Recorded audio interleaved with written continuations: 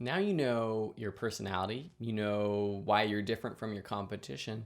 Let's gear towards your audience a little bit more. How do you find your audience in the first place?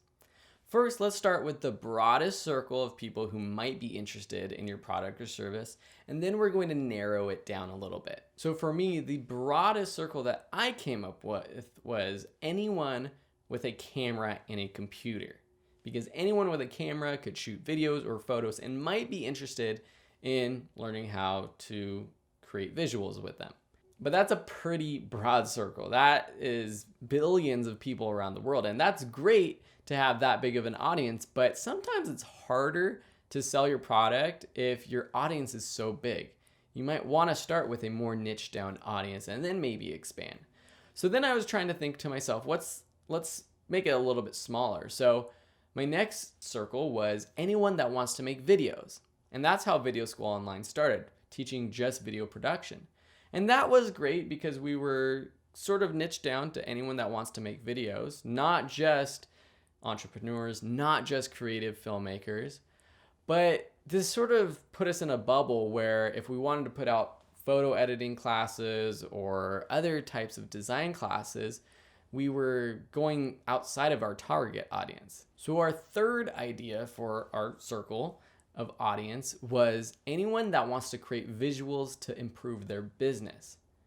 And the reason why we chose that was because, yes, while we will help people who just want to do it for fun, the people who were buying courses from us were mostly people who wanted to learn a skill to improve their career or to use it for their own business, to learn how to make videos for their own business, or maybe to start a YouTube channel as a side hustle, or start a photography business as a side hustle or a full-time business, but not just people who were doing it as a hobby. And we have found that gearing our content marketing and our advertising to that type of person has really succeeded. A really important thing to look at is what are the pain points that this customer is feeling?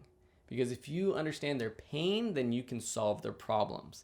And if you can do that, you could sell your solution to them. The first pain point that I found our target audience had was that the pro tools that we're teaching, like Adobe Photoshop, Adobe Premiere Pro, Adobe After Effects, they're confusing, especially for beginners. They're intimidating to even start. And I know that because I was that type of customer.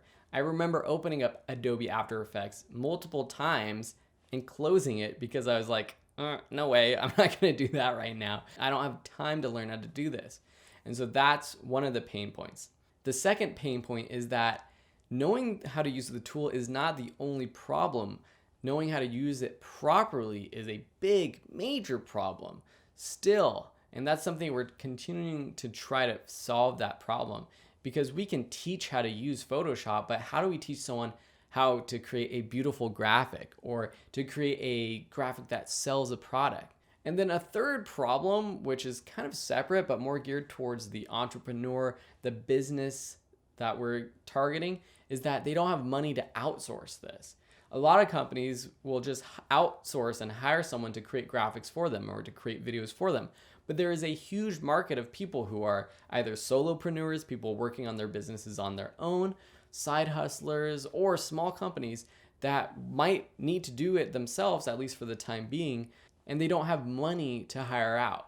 So we want to teach them the easiest and the quickest way so that they can do it but get back to their own business as quickly as possible. Next, understand, where does your audience live? We live in the modern internet age, so in terms of places, we're talking about places on the internet most times. We're talking about on Facebook, on Twitter. Are they on Snapchat? Are they on Pinterest? On Pinterest, you're gonna have lots more DIY type people compared to maybe on Instagram, you're gonna have a lot more high-end fashion people. So understanding how these different social media works is good so that you can figure out if your audience is on there or not. So by answering these questions, you can understand who your target is. And by knowing that, we can move forward with the content marketing and the advertising and social media strategies with this course. But first, we got to make sure that our business is valid. And that's coming up next, business validation.